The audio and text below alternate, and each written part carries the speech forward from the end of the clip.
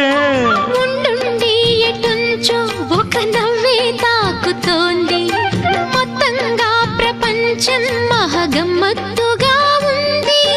ప్రేమంటే ఇంతేనేమో బాగుందే ఏమైనా కూడా కొత్తేనయ్యో ఏం చేద్దాం ఈ పైన.